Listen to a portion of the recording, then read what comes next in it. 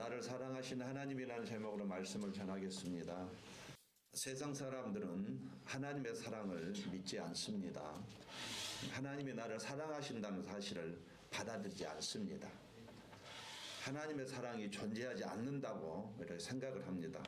과연 그럴까요? 그렇지 않습니다. 미국 미시시피주에서 세 자녀와 함께 살고 있는 니키라는 엄마가 있었습니다. 그녀는 어느 날 집이 통째로 흔들릴 정도로 강한 태풍이 몰려오고 있다는 것을 알게 되었습니다. 즉시 아이들을 깨워서 안전한 곳으로 대피시키고 파편으로부터 아이들을 보호하기 위해서 매트리스를 덮었습니다. 자신도 안전하게 피해야만 했지만 강한 태풍에 매트리스가 날아갈 것이 걱정이 되어서 피난하지 않고 아이들 위에 덮은 매트리스 위에 올라가서 몸을 고정을 시켰습니다. 모비홈이었습니다. 가볍다 보니 니키의 집은 90m나 밀려날 정도로 태풍은 매우 강했습니다. 다음날 구조대가 출동을 했습니다. 어머니 니키는 숨을 거둔 뒤였어요. 그러나 어머니의 사랑과 희생 때문에 매트리스 밑에 있던 세 아이는 큰 부상 없이 살아남게 되었습니다. 목숨을 위협하는 강한 태풍도 엄마의 사랑을 끊을 수가 없었던 것입니다. 부모는 자기 자녀를 위해서라면 어떤 희생과 수모도 마다하지 않는 것입니다. 이게 우리들의 부모님의 사랑입니다. 우리가 그런 사랑을 받고 이렇게 자란 것이에요. 그리고 그러한 사랑을 받기에 자녀는 올바르게 자라는 것입니다. 부모의 사랑은 끝이 없다고 우리가 배우고 있는 것입니다. 우리는 부모의 사랑을 믿고 있고 알고 있고 경험하면서 살아왔습니다. 그렇다면 저와 여러분 하나님의 사랑도 믿을 수 있고 하나님의 사랑도 알 수 있고 하나님의 사랑도 경험할 수가 있는 것입니다. 하나님은 하나님의 대리자로 우리들의 부모를 세워주셨기 때문인 것이에요. 하나님은 하나님의 대리자로 세운 부모를 통해서 우리를 향한 하나님의 사랑을 오늘도 가르쳐주고 계시기 때문인 것입니다. 하나님은 부모를 통해서 저와 여러분에게 오늘도 하나님의 사랑이 무엇인지 부분적으로 이렇게 가르치고 계시는 것입니다. 사람들은 하나님의 사랑을 믿으려 하지 않습니다. 하나님의 사랑을 거절하기도 해요. 심지어 예수 그리스도를 믿는 사람조차도 하나님의 사랑에 대해서 확신하지 못하는 경향이 있어요. 입으로는 사랑을 말하지만 경험하지 못한 사람이 부지기수예요. 그러나 분명한 것은 하나님의 사랑은 오늘도 저와 여러분에게 이 시간에도 부어주고 있다는 사실이에요. 저와 여러분 예수를 믿습니다. 예수 믿으세요? 예수를 믿는다는 것은 뭐냐면은 예수를 믿는다는 것은 하나님의 사랑을 믿는다는 것이에요. 동의하시면 아멘 하시겠어요? 저 여러분이 예수를 믿는다는 것은 하나님이 나를 사랑하신다는 것을 믿는 것입니다. 이걸 벗어나면 안 되는 거예요. 믿음으로 산다는 것은 하나님이 나를 사랑하신다는 것을 확신하고 사는 것입니다. 하나님이 나를 사랑하심으로 나와 함께 하시고 오늘도 나의 기도를 들어주시며 나를 돌보아 주시며 나를 인도하신다는 것을 확신하며 사는 것을 믿음으로 산다라고 말합니다. 그래서 히브리서 11장에 보면 다 믿음의 사람들 나오잖아요. 그 사람들이 다 하나님의 사랑을 믿고 살았던 사람이에요. 하박국 선지자도 오직 의인은 믿음으로 말미암아 살리라. 뭘 믿습니까? 하나님이 나를 사랑하신다는 것을 절실하게 믿었던 것이에요. 부모가 나를 사랑하는 것처럼 하나님도 나를 사랑하신답니다. 할렐루야. 우리가 이것을 가슴으로 받았으면 좋겠습니다. 왜 그러냐면 하나님의 사랑은 머리로 계산이 되지 않기 때문에 하나님의 사랑 우리의 사랑 밖에 있기 때문에 우리의 머리는 도저히 계산이 되지 않습니다. 오직 이 사랑은 가슴으로만 받아들일 수 있고 가슴으로만 느낄 수가 있고 가슴으로만 잴 수가 있는 것이에요. 하나님은 조건 없이 나를 사랑하신다고 말합니다. 변함없이 나를 사랑하신다고 말합니다. 그리고 끝까지 나를 사랑하신다고 말합니다. 하나님의 이런 사랑이 아들을 십자가에 죽게 하기까지 하셨다는 것이에요. 나를 사랑하심으로 아들을 대신 죽게 하셨다, 이렇게 성경은 말하고 있습니다. 하나님이 나를 사랑하심을 믿으시기 바랍니다. 그 사랑을 경험하면서 남은 인생 살아가면 좋겠습니다.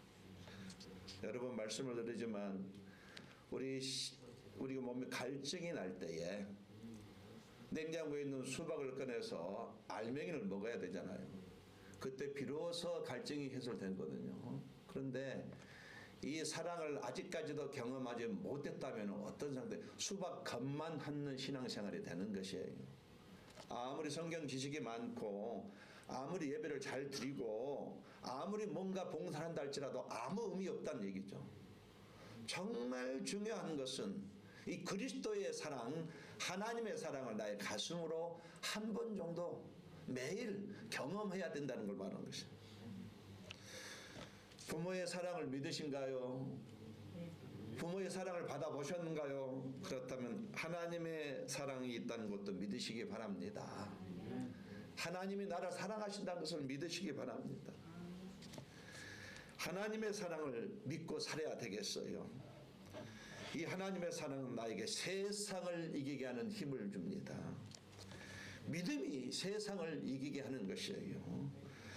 나를 사랑하시는 하나님에 대한 사랑이 분명히 있습니다. 저와 여러분, 하나님께서 나를 사랑하신다고 이렇게 성경은 계속 말하는데 우리는 이 사랑에 대해서 대체 어떻게 대처해야 되겠습니까? 하나님이 나를 사랑하신대요. 아들까지 보내주셨답니다. 이렇게 나를 사랑하신데 그러면 나는 그 사랑에 대해서 어떻게 반응을 해야 될까요? 오늘 본문이 바로 그 얘기입니다. 하나님의 사랑을 말하고 있고 그 사랑을 받는 우리가 어떻게 처신해야 되는지, 우리가 어떤 자세를 가져야 되는지, 정말로 그 사랑을 알았다면 나는 과연 어떻게 처신해야 되는지를 오늘 본문이 말하고 있습니다. 갈라디아서 2장 20절 말씀, 내가 그리스도와 함께 십자가에 못 박혔나니 그런즉 이제는 내가 산 것이 아니요 오직 내 안에 그리스도께서 사시는 것이나 이제 내가 육체 가운데 사는 것은 나를 사랑하사 나를 위하여 자기 몸을 버리신 하나님의 아들을 믿는 믿음 안에서 사는 것이라. 바울이 말하기를 십자가에서 자기를 사랑하사 자기를 위하여 친히 몸을 버리신 하나님의 아들 예수 그리스도를 만났다라고 말하는 겁니다. 하나님이 나를 사랑하신다는 것이 바로 바울의 신앙의 출발이라고 그가 말하고 있는 것이에요. 하나님이 자신을 사랑한다는 것이 바로 자기 신앙생활의 출발이라고 말하고 있습니다. 나의 죄 때문에 내가 죽어야 했었어요. 죄는 내가 죽어야 하는데, 죄는 내가 죽어야 하는데 나 대신 아들을 죽게 하셨다는 거. 아들 예수 그리스도가 나를 대신해서 죄의 짐을 지시고 십자가에서 번제물이 되셨습니다. 그래서 내가 영원한 생명을 얻었는데 이 아들을 죽게 하신 것은 나를 사랑하셔서 하는 일이다. 이게 바울의 고백입니다. 이게 바울의 신앙 고백이에요. 하나님의 사랑은 십자가의 사건으로만 끝나지 않는다는 것, 지금도 우리를 사랑하고 계신다고 성경은 분명히 말을 합니다.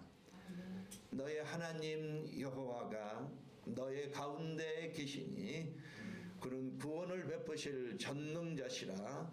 그가 너로 말미암아 기쁨을 이기지 못하시며 너를 잠잠히 사랑하시며 너로 말미암아 즐거이 부르며 기뻐하시리라. 우리의 상태가 좋을 때도 나를 사랑하시지만 내가 넘어져 있을 때도, 심지어 내가 몹시 망가져 있을 때도, 심지어 내가 심각한 죄에 빠져 있을 때도 나를 사랑하신다는 것이에요. 그 사랑이 그렇다는 겁니다. 나의 연약함보다도 나의 죄보다도 하나님의 사랑이 훨씬 크다는 것이에요. 요한복음 13장 1절 말씀에 보면은 6월절 전에 예수께서 자기가 세상을 떠나 아버지께로 돌아가실 때가 이른 줄 아시고 세상에 있는 자기 사람들을 사랑하시되 끝까지 사랑하시니라.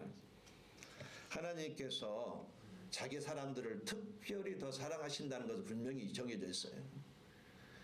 예수를 믿는 사람들을 끝까지 마지막 순간까지 최선을 다해서 완전히 영원히 사랑하신다. 이렇게 성경은 우리에게 하나님의 사랑에 대해서 가르치고 있습니다. 우리는 둔하다 보니 이 사랑을 잘 느끼지 못하는 경향이 있습니다. 정말로 우리 부모가 나를 사랑하는 것처럼 하나님이 나를 사랑하시는데 우리는 영적으로 둔하다 보니 이 사랑을 잘 느끼지 못한 경향이 있다는 것이에요. 어린아이는 부모의 사랑을 잘 깨닫지 못하는 것처럼 어린아이 같은 신앙으로는 이 사랑을 깨닫지 못할 수가 있는 것이에요. 그러나 신앙이 성장하면은 부모의 사랑을 깨닫는 것처럼 신앙이 성숙하면 우리는 이 사랑을 깨달을 수 있다고 성경은 가르치고 있습니다. 나를 사랑하시되 하나님은 끝까지 사랑하신다고 성경은 말하고 있습니다. 하나님은 자녀가 잘못되면 보지 못하신다고 성경은 또 가르치고 있어요. 어려움에 처할 때 하나님은 가만히 계시는 것이 아니고 아버지시기 때문에 바로 개입하셔서 그 즉시 개입하셔서 도우신다고 말하고 있습니다. 우리를 돕지 않는 것처럼 느끼지만 돕지 않은 것이 아니랍니다. 내가 못 느낄 뿐이지만 내가 어려움을 당할 때에 하나님은 반드시 그 즉시 개입하시고 우리를 도우신다는 것이에요. 가장 적절한 방법으로 도우신다고 성경이 말합니다. 최선을 다해서 무조건적으로 나를 사랑하시기 때문에 도우신다고 말을 한 것이에요. 그러므로 저와 여러분 이 세상 살아가면서 너무 주눅들 필요 없습니다. 너무 두려워할 필요가 없어요. 하나님을 붙잡고 의지하고 하나님을 비난처로 삼고 기도하며 말씀을 통해서 그 사랑을 알아가고 삶 속에서 하나님의 사랑을 경험하면서 살아가야 하겠습니다. 하나님이 나를 사랑하십니다. 나를 사랑하신 이 하나님에 대한 우리의 자신은 어떻게 처신해야 되겠습니까? 정말 여러분이 하나님의 사랑을 아셨다면 머리가 아니고 가슴으로 경험했다면 여러분은 과연 하나님의 앞에서 이 사랑에 더 어떻게 처신해야 되겠습니까? 성경은 그것을 정확하게 가르치고 있습니다. 하나님의 사랑을 경험한 사람은 어떻게 살아야 되는지 어떻게 처신해야 되는지 성경은 그것 가지고 정확하게 가르치고 있습니다. 자, 첫 번째, 나를 사랑하시는 하나님에 대한 나의 자신은 먼저 내 자신을 가치 있게 여기라고 말합니다. 나의 자신을 귀하게 여기라고 말합니다. 로마서 8장 29절에서 30절 말씀.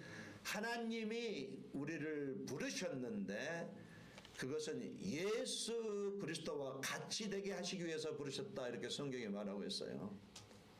하나님이 나를 부르셨는데 그 부르신 이유 중에 하나가 내 자신을 예수 그리스도와 같이 되게 하시기 위해서 부르셨다는 것이에요. 예수 그리스도는 하나님의 아들로서 하나님을 아버지라고 부르십니다. 그럼 우리는 하나님을 어떻게 부릅니까? 역시 우리도 하나님을 아버지라고 부릅니다. 우리에게 아들의 자격을 주시고 아들로서 복되게 살게 하셨어요. 하나님은 이를 위해서 엄청난 대가를 치르셨습니다. 아들을 대신 피 흘려 죽겠어요. 그러므로 나의 값은 예수님의 값이라는 것이에요. 이게 성경의 가르침입니다. 나의 값어치는 예수님의 값어치라는 얘기예요. 그 나의 가치를 인정해야 되겠습니다. 하나님의 자녀로 하나님의 사랑받는 자녀로 가치를 가져야 되겠습니다. 하나님이 나를 사랑하고 깊게 생각하고 계셔요. 그러므로 나도 나 자신을 깍듯이 존중해야 되겠어요. 나를 인정해야 되겠습니다. 내 자신을 사랑해야 되겠습니다. 어떤 사람이 매우 늦게 아들을 얻었습니다. 너무 늦게 아들을 얻다 보니 얼마나 귀하겠어요. 너무나 귀했습니다. 너무나 귀하다 보니 어느 정도냐면은 아들이 싼 또자 밑에 이응을 보아도 기쁜 것이에요. 아들의 변을 보아도 너무 기쁜 거예요. 오히려 웃음이 나오는 것이에요. 아들이 콧물을 흘리면은 입으로 그 콧물을 빨아서 드셨답니다. 사실이에요. 너무 귀하다 보니까. 집에 있을 때는 팔에 안고서 잠시라도 내려놓지 않았어요. 오래 안고 있으면 팔이 아플만 한데 전혀 개의치 않고 팔에 안고서 가까이서 보고 또 보고 또 보고 또 봤답니다. 어디를 가든지 꼭 데리고 갔는데 팔을 안고 갔어요. 사람들에게, 친구들에게, 이웃에게 내 아들이라고 자랑을 하면서 귀하게 여겼습니다. 아들을 최고로 여겼어요. 그에게는 너무나 귀한 아들이었습니다. 이렇게 사람도 귀중한 것은 소중하게 여깁니다. 하나님은 어떠십니까? 하나님은 어떨까요?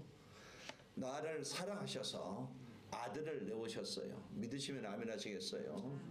우리가 이것을 정말로 말씀의 조명을 받았으면서 나를 사랑하셔서 하나님께서 아들을 내어놓으셨다는 거, 이것이 레마로 와닿았으면 좋겠습니다. 나의 값은 예수님의 값이라는 뜻이에요. 그만큼 나는 귀한 존재라는 얘기입니다.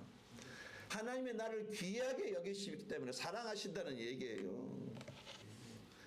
하나님이 나를 사랑하심으로 나도 나 자신을 귀하게 여기라는 것이에요. 내 자신을 가치 있게 여기라는 것이에요. 자존감을 가지고 살아가는 것이에요. 우리가 힘들고 어려울 때, 마음이 공허하거나 두렵고 불안할 때에, 마음이 무거울 때에, 그래서 내 마음이 완전히 가라앉고 자존감이 사라질 때 우리가 해야 될 것이 한 가지가 있습니다.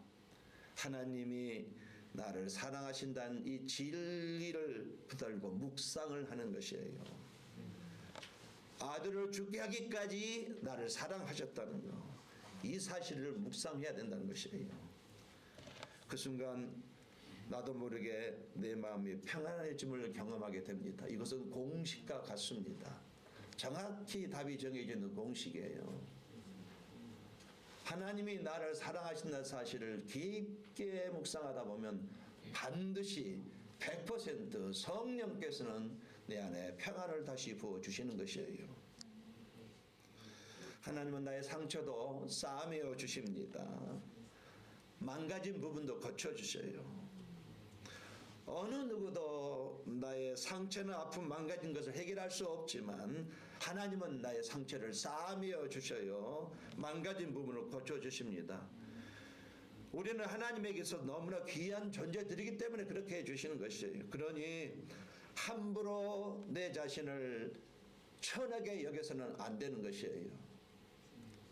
하나님이 나를 귀하게 여기시기 때문에 함부로 내 자신을 천하게 여겨서는 안 되는 것입니다.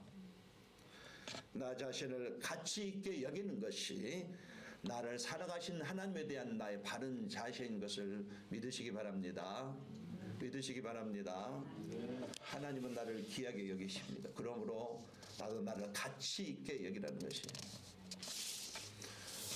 두 번째로 나를 사랑하시는 하나님에 대한 나의 자세는 항상 하나님의 나를 돌보심을 확신하고 살라고 말합니다. 어려울 때에, 힘들어할 때에, 고통스러워할 때에, 지치고 절망에 빠지고 포기하고 싶을 때에 그냥 두시지 않는다는 것이에요. 나는 아무런 느낌이 없는지는 모르겠지만 하나님은 우리가 어려움을 당할 때 무슨 방법으로든지 이미 개입하고 계셨다는 것, 이것을 확신하면서 살라는 것입니다. 로마서 8장 31절 말씀, 그런즉 이 일에 대하여 우리가 무슨 말하리요? 만일 하나님이 우리를 위하시면 누가 우리를 대적하리요? 여기서 이 위하신다는 말은 무슨 말이냐면요, 나의 편이 되어서 일해 주신다, 이런 의미를 가지고 있습니다. 나를 돌보신다, 이 의미를 가지고 있어요. 삶에 대해서 불안해하는 사람들이 있습니다. 두려움을 가지고 살아가는 사람들이 있어요. 미래에 대하여 걱정하는 사람들이 있습니다. 불안하고 두렵고 걱정이 될 때마다 하나님이 우리를 위하신다는 사실을 기억했으면 좋겠어요. 우리 부모가, 살아있는 육신의 부모가 내가 어려울 때에 반드시 개입하시고 도와주시는 것처럼 영적인 부모인 하나님께서도 내가 어려움을 당할 때에 반드시 개입하시고 도와주신다는 것이에요. 우리는 우리들의 부모를 통해서 하나님을 알아가는 것입니다. 동의하시면 아멘 하시겠어요? 보이는 부모를 통해서 보이지 않는 하나님, 보이지 않는 부모님 하나님을 알아가는 것이에요. 우리 그리스도인에게는 매우 많은 적들이 있습니다. 우리를 방해하고 맞서는 적이 있어요. 저와 여러분이 바르게 살고자 할 때에 고난과 핍박이 따라옵니다. 세상에 속한 것들과 악한 마귀들이 우리를 괴롭힌다고 말합니다. 우리의 죄악된 본성이 우리를 힘들게 할 때도 있어요. 피할 수 없는 어려운 상황을 만나는 것이 우리의 인생입니다. 근데 이런 것들을 우리가 다 대적하기 어려운 것들이에요. 우리 힘으로 감당이 않은 적들이에요. 우리의 대적이 되는 그 모든 것들이 우리와 싸움이 되지 않는다는 것을 바울은 말하고 있습니다. 대적들이 우리를 이길 수 없다고 말하고 있는데, 왜냐하면 항상 하나님이 나를 돌보아 주시기 때문에, 우리 육신의 부모가 나를 끝까지 돌보아 주는 것처럼 영적인 부모 하나님이 항상 내 눈에는 보이지 않지만 지금도 나를 돌보고 있기 때문에 바울은 그렇게 주장을 하는 것이에요. 하나님이 내 편이 되어서 일하시기 때문에, 지금 이 순간도 내 편이 되어서 일하시기 때문에 우리의 적이 우리가 맞서는 것이 아니라 하나님을 맞서는 것이 된다는 것입니다. 나의 대적은 그러므로 하나님의 대적이 된다는 것이에요. 하나님이 우리를 위하신다는 것이, 우리 편에 계신다는 것입니다. 우리 편에서 우리를 일하시고 계신다고 말하고 있습니다. 누가 우리를 대적하겠습니까? 그 누구도, 그 어떤 것도 하나님 편에 있는 우리를 해치거나 대적할 수 없다는 것이 성경의 가르침이에요. 그러므로 마귀가 우리를 괴롭혀도, 세상 일로 염려가 있고 두려움이 있어도 걱정할 것이 없는 것은 하나님이 지금도 나를 돌보시기 때문인 것입니다. 하나님은 우리가 너무나도 귀하시기에 사랑하시고 지금도 아낌없이 돌보신다는 것, 이게 성경의 가르침입니다. 나를 정말로 귀하게 보시고 돌보시는 분이세요. 그 사랑을 깨닫게 되면 힘이 솟는 것이에요. 그 사랑을 알게 되면 희망이 솟구쳐 오르는 것입니다. 나를 사랑하시는 하나님에 대한 나의 자신은요, 하나님의 돌보심을 항상 신뢰하면서 살아가면 되는 것이에요. 동의하시면 아멘 하시겠습니까? 항상 하나님이 나를 돌보신다는 이 사실을 잊지 않고 기억하면서 사시기를 예수님 이름으로 권면을 드리겠습니다. 자, 첫 번째로 나를 사랑하신 하나님의 나의 자신은 내 자신을 가치 있게 여기는 것이에요. 귀하게 여겨야 되는, 자존감을 가지라는 얘기예요. 두 번째로 하나님이 오늘도 나를 돌보신다는 확신을 갖고 살기를 바랍니다. 마지막 세 번째로 나를 사랑하시는 하나님에 대한 나의 자신은 하나님에 대한 기대를 가져야 된다는 것이죠. 가능하면 크게 하나님께 대해서 기대를 가지라고 말합니다. 로마서 8장 32절 말씀, 자기 아들을 아끼지 아니하시고 우리 모든 사람을 위해서 내어주신 이가 어찌 그 아들과 함께 모든 것을 우리에게 은사로 주지 아니하시겠느냐. 세 번역에는 이렇게 번역이 되어 있습니다. 자기 아들을 아끼지 아니하시고 우리 모두를 위하여 내주신 분이 어찌 그 아들과 함께 모든 것을 우리에게 선물로 거저주지 않으시겠습니까? 이렇게 번역이 됐어요. 자기 아들을 아끼지 아니하시고 우리 모두를 위해서 내어주신 분이 어찌 그 아들과 함께 모든 것을 우리에게 선물로 거저주지 않으시겠습니까? 하나님이 우리에게 가장 아끼시는 아들 예수 그리스도를 주셨는데, 그보다도 부족한 것, 다른 것들도 얼마든지 아낌없이 주시는 것이 분명하다는 것이에요. 어떤 아버지가 자녀에게 집을 물려준다고 가정을 했을 때에 그 자녀에게 집안에 있는 모든 물건, 가구까지 함께 물려주지 않겠습니까? 집은 주는데 내가 TV는 주지 못하겠다. 집은 주는데 내가 가구는 주지 못하겠다. 집은 주는 내가 밥통은 주지 못하겠다. 이렇게 말하지 않잖아요. 집을 준다는 것은 그 안에는 모든 것 다 주는 거잖아요. 이렇게 하나님 아버지는 우리에게 필요한 모든 것을 주신다는 얘기예요. 하늘의 풍성한 은혜를 베푸신다는 것입니다. 하나님 아버지 우리에게 영적인 것, 물질적인 것까지도 그 모든 것들을 주신다는 얘기예요. 하나님 아버지는 우리의 미래까지도 열어주시는 분이십니다. 할렐루야. 미래가 막혀 있을지라도 얼마든지 열어주실 수 있는 분이세요. 하나님 아버지는 우리 미래에 닥칠 재앙까지도 막으실 수 있는 분입니다. 우리가 행복하게 사는 것이 필요한 모든 것을 주시는 분이에요. 나를 귀하게 여기시기 때문에 필요한 것은 모두 다 주실 수 있으셔요. 그러므로 우리는 하나님에 대해서 무척이나 큰 기대를 가져도 된다는 얘기입니다. 시편 81편 10절 말씀에 나는 너를 애굽 땅에서 인도해낸 여호와 내 하나님이니 내 입을 넓게 열라 내가 채우리라.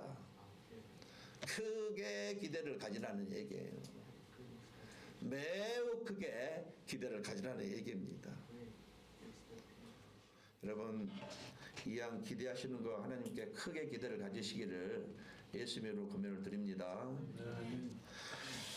다만 우리가 바라고 기대하고 필요한 것을 얻으려면요 우리가 해야 될 한 가지가 있습니다. 저 여러분이 하나님께 바라고 기대하고 필요한 것을 얻으려면 꼭 해야 될 것 한 가지가 있습니다. 필요한 것을 하나님께 먼저 말씀을 드려야 돼요. 무엇이 필요한지.